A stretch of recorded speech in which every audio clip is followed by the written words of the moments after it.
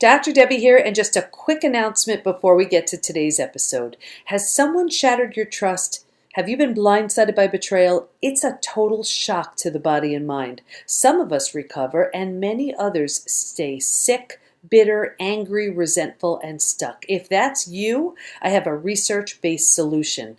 My new book, Trust Again: Overcoming Betrayal and Regaining Health, Confidence, and Happiness, is now available. In the book, I literally walk you through the 5 stages of betrayal all the way to transformation with all kinds of examples, stories, and activities so you heal as you're moving through the book.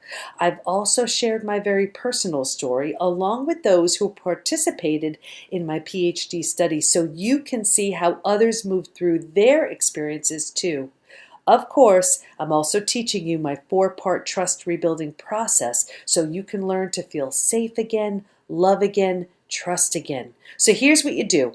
Go to the PBT, as in post-betrayal transformation, thepbtinstitute.com/trust again. That's thepbtinstitute.com/trust again. Why? Because there's a link on that page that'll take you to Amazon, but I want you to know about it because once you get the book, come back to that page, enter your receipt, and then you get some amazing bonus gifts. Can't wait to share the book with you. And if you have friends or a group who'd benefit, get it for them too, because I'm giving tickets to a very special workshop for anyone who purchases more than 5 copies. thepbtinstitute.com/trust again. Okay, now on to today's episode. Welcome to From Betrayal to Breakthrough. I'm Dr. Debbie Silber, and today's guest is Catherine Clinton. Catherine is a licensed naturopathic physician with a focus on gut health, autoimmunity, and psycho-neuroimmunology. Author, speaker, pediatric health advocate, Dr. Catherine Clinton practices in Eugene, Oregon. In medical school, Catherine was diagnosed with and healed from an autoimmune disease that affects the gastrointestinal tract, leaving her with a passion to promote gut health and psycho-neuroimmune balance in children everywhere. She has multiple peer-reviewed medical journal publications as well as guest writing for several publications. The body speaks. Are you listening? Symptoms and illnesses are the body's way of saying, hey, something's going on here and I need you to pay attention. If it can't get your attention with the minor symptoms, it's going to start speaking up with something more uncomfortable and obvious. My next guest is going to be talking all about that. Here's Catherine. Okay, everybody, we have Catherine Clinton today, and we're going to be talking about self-betrayal, medical betrayal, autoimmunity, and so much more. Welcome, Catherine. Thank you so much for having me. I am so excited to talk with you today. Oh, absolutely. So let's just get started with self-betrayal. When you say self-betrayal, what do you mean? What did it look like for you?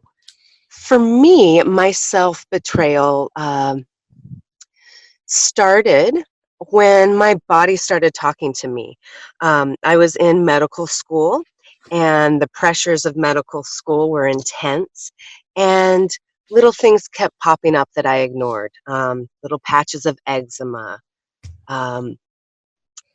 GI discomfort, all kinds of little things kept popping up. And the funny thing is, or not so funny thing, is I was in naturopathic medical school at the time, and that was our indoctrination, is to listen to the body, listen to the signs.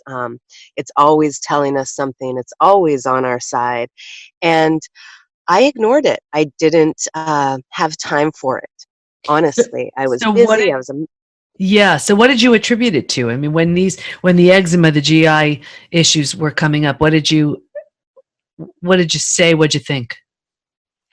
I did a great job of not assessing it. And I think that was like the main thing with the betrayal, was that I wasn't listening to it. I wasn't addressing to it. I didn't try to figure out what it meant. I just pushed and pushed and pushed until I ended up in the emergency room. And I had already been diagnosed with ulcerative colitis. It's an autoimmune disease that attacks the colon. I always say that I got the sexy autoimmune disease because it makes you go to the bathroom often, and sometimes your body can be so aggressive at attacking the colon that you're losing a lot of blood. And that's what happened to me. And so I ended up in the hospital, and I called my boyfriend, my now husband, Mhm. and the intern that was seeing me was on the phone with my gastroenterologist who had diagnosed me, and they were setting up a time to get me slated for surgery to remove my colon, get me set up with a bag. And that's where that self-betrayal led. It was like, okay, all right, I am hearing you now. I am so sorry I was not listening and ignoring you. And now I'm going to take it seriously and listen to my body. And that's, I mean, it really was. If I had been listening to some of those earlier signs, I wouldn't have ended up there. I ended up sort of hiding in the bushes outside the ER, and until my boyfriend came to pick me up. And and that's what it looked like. It looked like me not listening to my body, and Well, that's what were something. yeah, so what were some of the symptoms then? So when you say not listening to your body, what were some symptoms where if you were to do it differently, you would have paid attention to those symptoms? What were they? Because I'm always trying to be in the minds of my listener thinking, "Oh wow, okay, so that's what's, what I need to look out for." What were some symptoms you were experiencing? Okay, good question. I had skin issues that I had never had before, so little patches of eczema, um, in which we know that's can be mainly caused by gut issues, right? Mhm. And then I also had all the GI symptoms. So I had an increase in, like I had diarrhea, and I was going to the bathroom multiple times a day. And a big one that surfaced was anxiety. I started having straight up panic attacks. Mhm. Um, Oh, and they're so after a few, scary. they're so scary. Mhm. Absolutely. Standing there taking my pulse. And do I go to the ER? Am I having a heart attack? Um, and that's really where it focused. And those are the symptoms now, actually, that I look at and see, um, and listen to my body. Just about a month ago, I was pushing really hard trying to get through some work projects, and I had that feeling of panic. I woke up in the middle of the night to go pee, and I had this panic sensation. It was like, okay, time to get back to the self-care. Mm. You've been pushing too hard. You haven't been getting sleep. Um, so, so it's amazing what our bodies can tell us if we're ready to listen. And I always say it starts with something mental and emotional, and then it manifests into something physical. So Absolutely. you mentioned the anxiety. Where was that anxiety coming from? Were you able to trace it back and say, "Oh, I get where the eczema came from, and the gut issues, and that anxiety"? Absolutely. And it first started with those layers of like, okay, you're not listening to your body right now, and you need to. Hmm. And I addressed those layers. And then, just like what my patients, you see additional layers start to pop up. And it really, it really took kind of retracing my steps all the way back to childhood. And as a kindergartner and first grade little girl, I remember going home all the time with a stomach ache.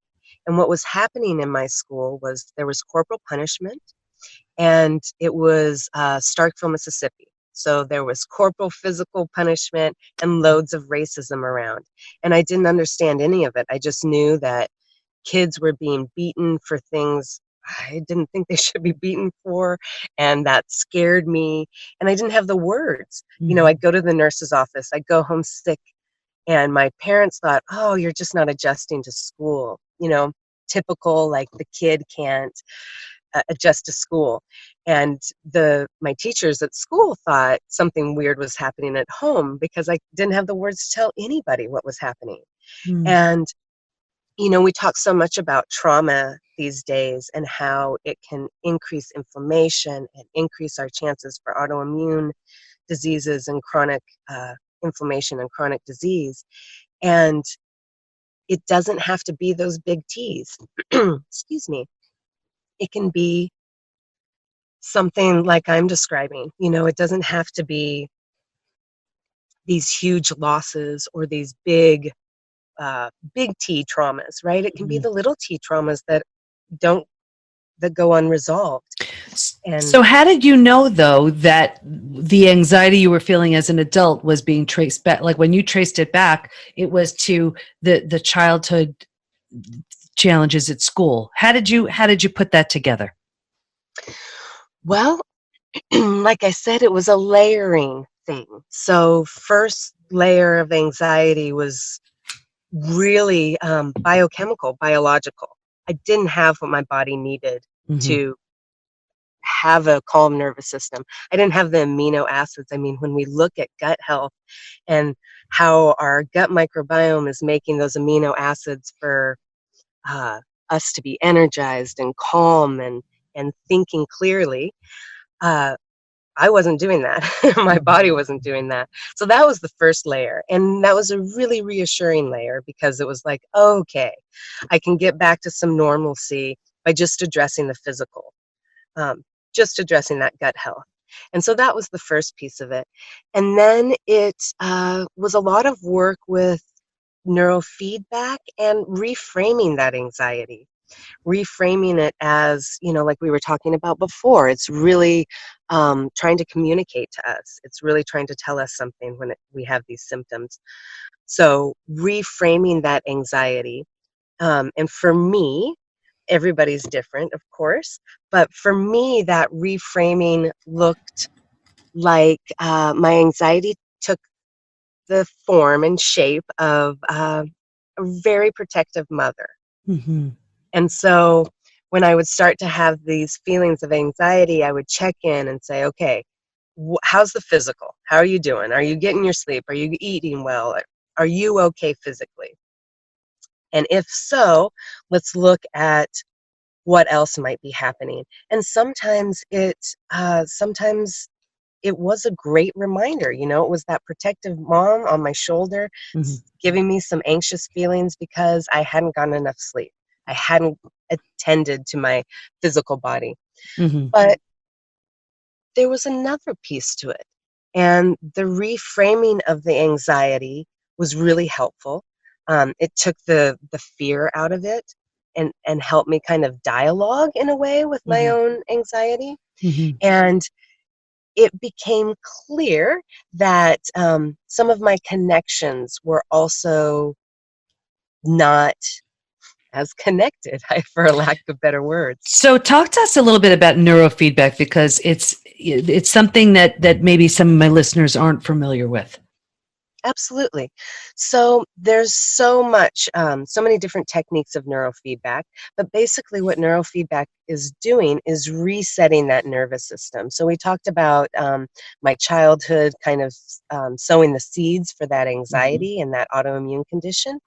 Well, neurofeedback helps reseed the garden, so to speak. You can kind of shift those nervous system patterns from that fight or flight, overreactive, or so paralyzed in the trauma where you become frozen.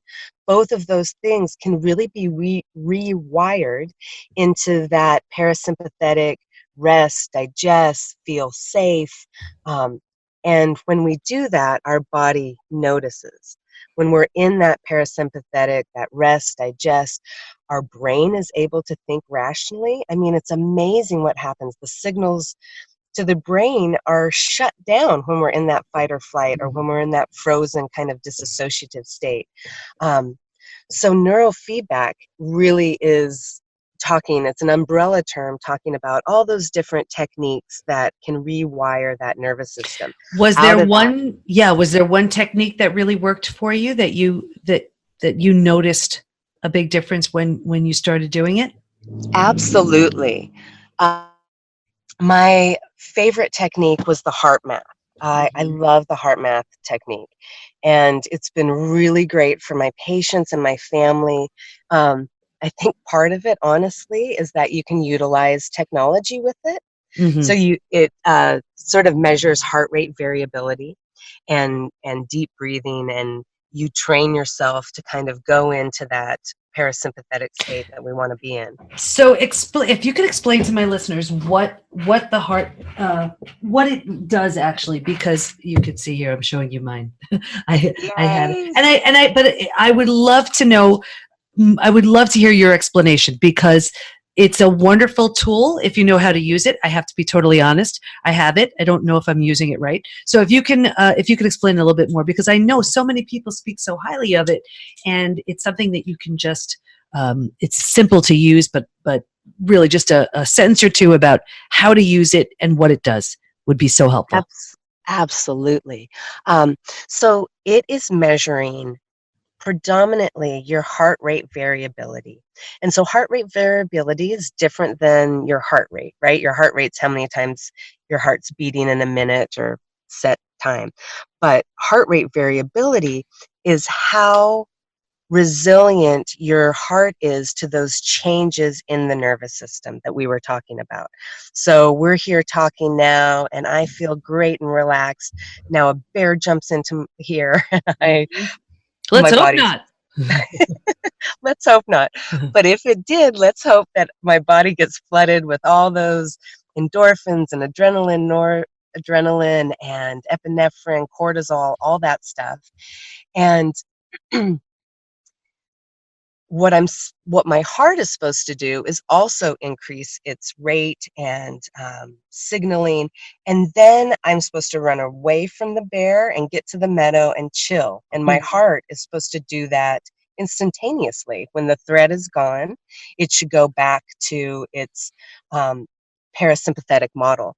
And oftentimes, especially in our modern day lives and schedule, we get stuck. And most of my patients are stuck in that fight or flight mode, right? That hypervigilant, that walk up behind you and you, what are you doing behind me? You know, that hypervigilant, high cortisol state.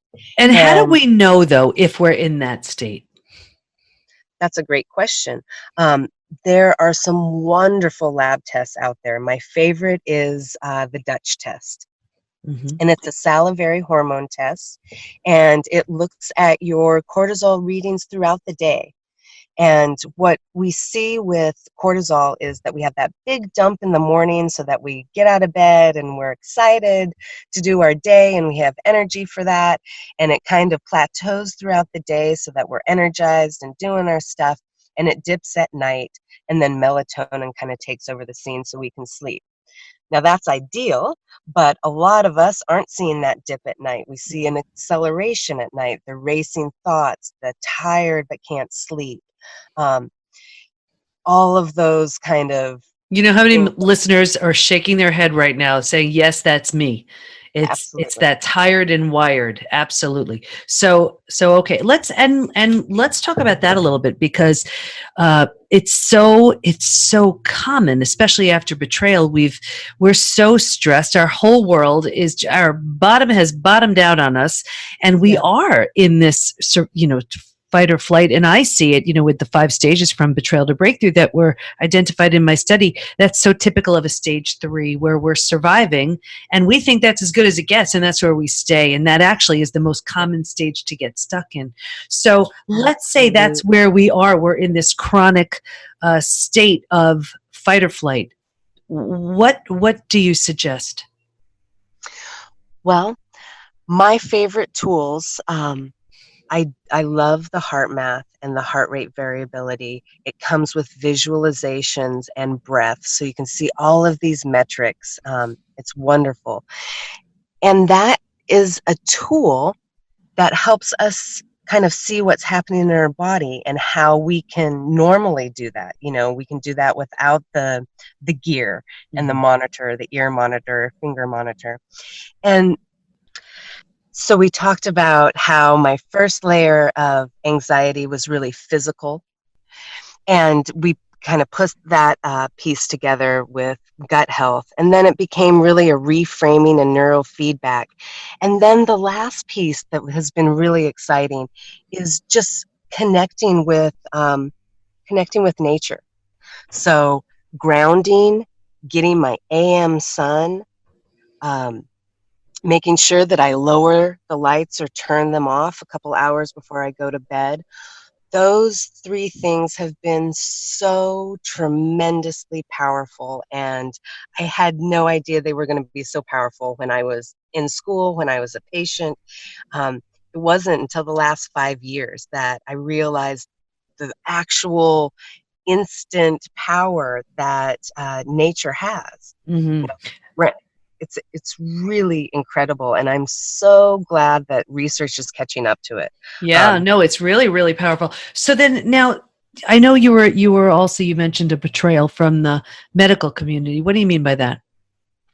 well, my doctor, who turned into my mentor and teacher, Dr. Satya Ambrose, was amazing.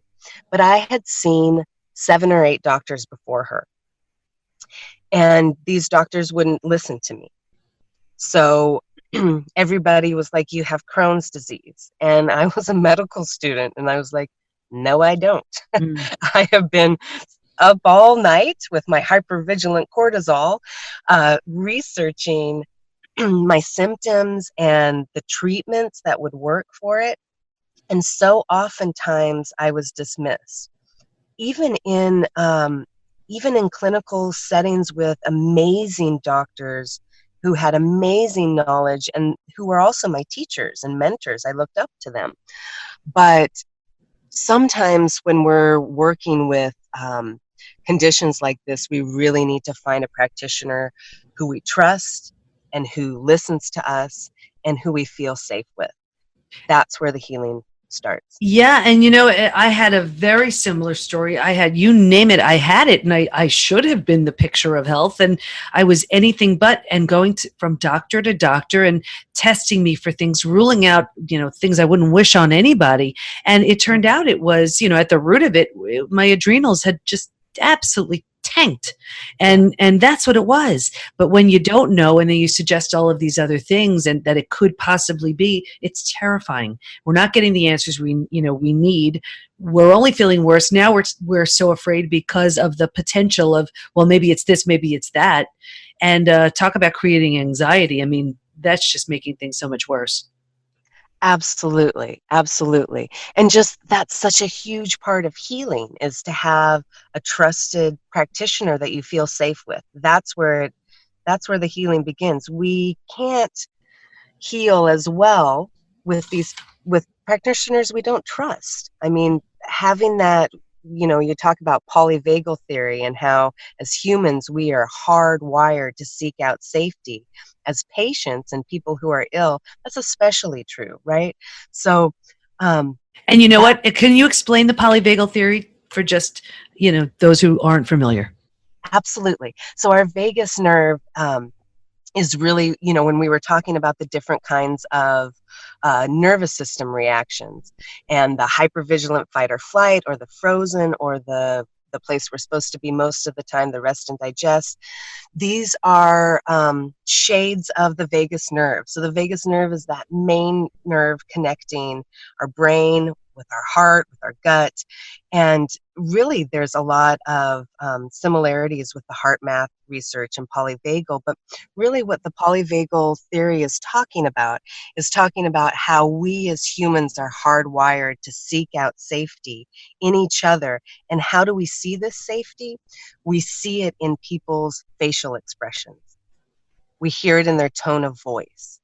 And Mhm. so this is something as doctors is so powerful to use with our patients, and as parents with our children. It's Mhm. just really amazing that we have the power to create that safety for each other.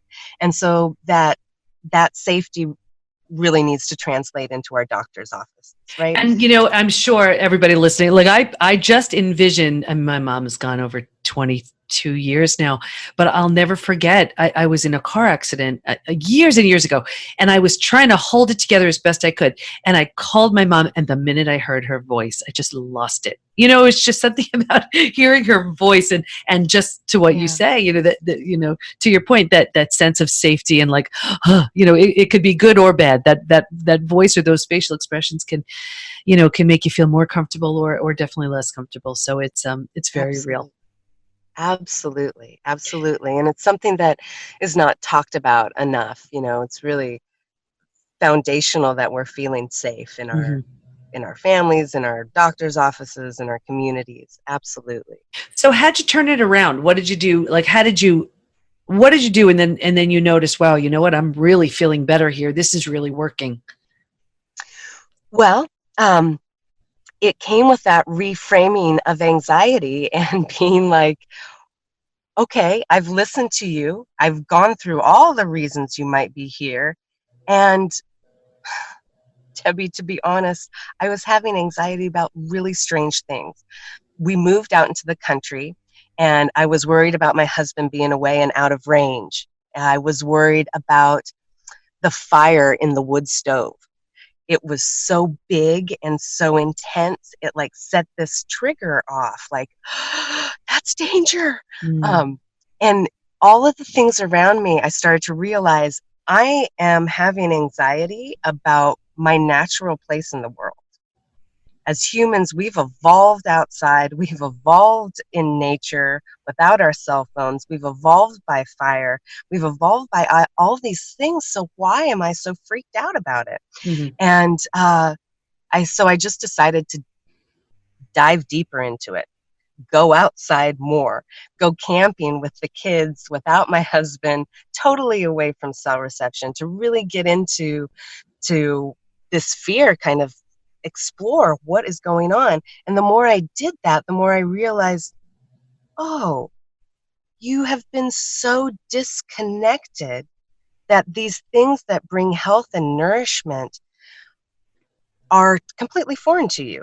Mhm. And me trying to figure out why I'm scared of them led to me figuring out how powerful they can be to heal us. You know what I And what I love about that is, what we feed grows. And here you were before that, just feeding the fear. And I say it all the time, face it, feel it, heal it. And it was when you said, okay, well, these are my fears, and let me just take a look. And by diving right in, you realize, it's sort of like Dr. Oz behind the curtain there. It's like, oh, that's it. This is actually good for me. What am I freaking out for? But right. you would never have come to that conclusion had you not just gone in there and dealt with it and taken a look. Oh, absolutely. I would have just been scared of my wood stove and my beautiful property and camping in the woods. And it was really like, I'm so thankful for those messages now, because that was like the final piece of the puzzle. We did the physical, we did the mental, emotional, nervous system reset. And then it was like, but you're a creature of the world. You're a human that lives in an ecosystem, and you've really been cut off from it. And reconnecting with that has been so amazing. So amazing.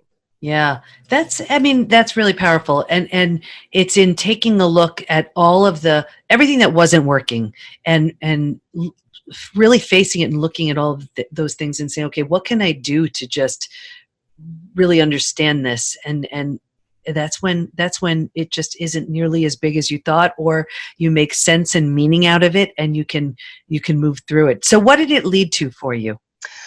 Well, it led to better health, less anxiety.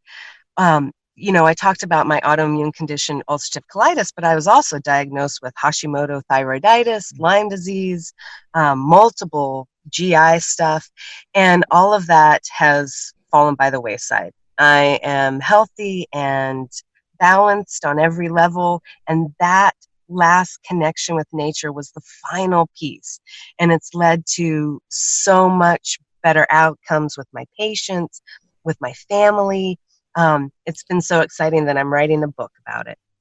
So what do you say to somebody who, because I know the nature piece is so important, and I know I live in an environment that I can't always be outside. It's freezing.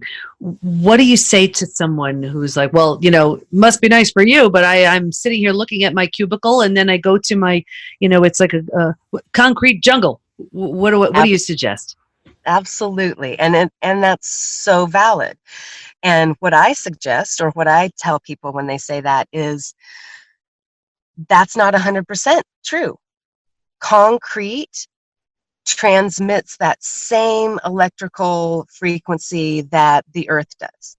So if we're talking about grounding, and we know that grounding, you know, does so many things. It structures the water outside of our cells. It makes our mitochondria work better. It has effects on our nervous system, like we were talking about before. It's really powerful. And when we start talking about it, we think that it has to be the dirty, dirty earth, with the grass and the dirt and the trees. But underneath the concrete is the earth, and the concrete will still transmit that. So now I remember a couple of years ago I had gotten one of those grounding pads. Does that work? Is that okay? I am a fan of the outside. Mm-hmm. So grounding pads are great, but I've had people ask before if I had if I had to work 4 hours on my grounding pad, or if I could take lunch outside. Which would you say? Mm-hmm. And I say lunch outside. Yeah. Because there's so much we don't know, and we're going to find out that there's more to it. Right. There's more to it. But yeah, I absolutely think that this can be done in the middle of Manhattan. Mm-hmm. And people say the same thing with the sun and vitamin D and getting those rays from the sun. We get those rays even on cloudy days. I'm from Oregon, and the UV index is so low, but we live in the environment, and the neat thing is that those UV rays are reflected from grass and from water and actually even from concrete. So the concrete jungle is still on Earth, and we can still connect to Earth if we're living in it. Beautiful. Okay, so Catherine, what do you want to make sure everyone knows as we wrap up? Well, I want everybody to know that the journey to healing is just that, right? It's a journey, and there are layers. And we as humans have the most incredible system in us for signaling us and for communicating. Our body's communicating if we can just listen. So, and if we can fully go through that journey, then what comes out on the other side is really amazing. It's like you were just saying, you're find it, feel it, fix it. Face it, feel it, heal it. Absolutely. Where do we go to learn more about you? You can check me out at wellfuture.com. That's my website, and that's my blog. And I'm also at Dr. Catherine Clinton on Instagram and Facebook, and that's where I do a lot of my social outreach and education. Terrific. I want to thank you so much. I know our listeners got so much value from what you share with us today. Well, thank you so much for having me. I just love what you're doing, and I'm excited to be a part of it. Well, there it is, another example of mental emotional issues manifesting into something physical. Catherine explained it so beautifully, how the body responds to the mind. Stay in touch with her by going to wellfuture.com, and we'll have all of her information in the show notes at thepbtinstitute.com/podcast. Here's my biggest takeaway. Listen to what your body is trying to tell you, and then do some simple things as your way of responding. Maybe that means spending time in nature, turning off the bright lights before bed, getting some sun, trying something like neurofeedback, like heart math or another technique. Or you can also have your cortisol tested with the Dutch test and more. Betrayal hits us hard, so it's important to do what you can to move towards healing. Of course, to see what your betrayal left in its wake, take the post-betrayal syndrome quiz at thepbtinstitute.com/quiz. And the PBT Institute membership community is ready. Imagine everything you would ever need to become your physical, mental, emotional best. Community, support, certified coaches and practitioners you can schedule time with, daily classes on all kinds of interesting topics, curated experts teaching advanced strategies in the areas of health, mindset, spirituality, personal development. Imagine the most friendly, welcoming, and supportive place to become your best, all online. I am so excited to welcome you to thepbtinstitute.com/join to learn more. Thanks for listening. Can't wait to be with you next time. And here's to your breakthrough.